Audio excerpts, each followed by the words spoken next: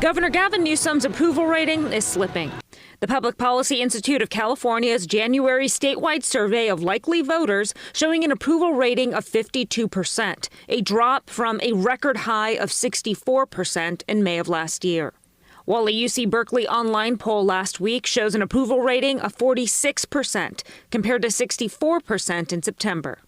Isaac Hale teaches political science at UC Davis. Well, I think what stands out to me is that even as recently as a month ago, he was riding pretty high despite the very bad news in California. This as a recall campaign gained some momentum.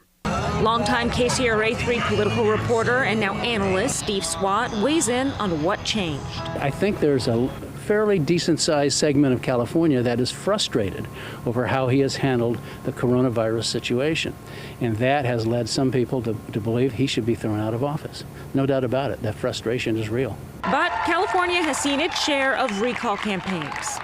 Since 1960, there have been 54 attempts to recall a governor, which is just about every year, and only one succeeded.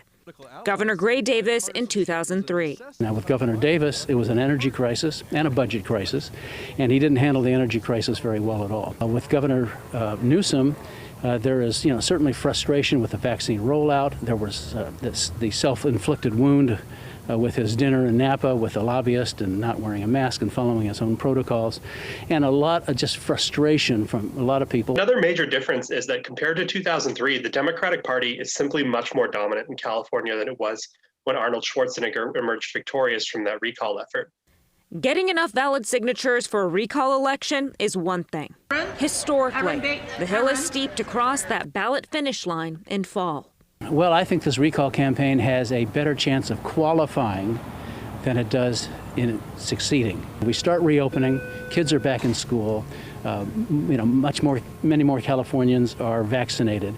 Then the memory of the dark days will fade somewhat, and that will only help Governor Newsom retain his seat. Vicki Gonzalez, KCRA3 News. According to the Public Policy Institute of California, when Governor Davis was recalled, he faced a disapproval rating of roughly 70% of likely voters, and 55% ultimately voted to remove him. As for Governor Newsom, his current disapproval rating is 43%, which is significantly less than what Davis had back in 2003.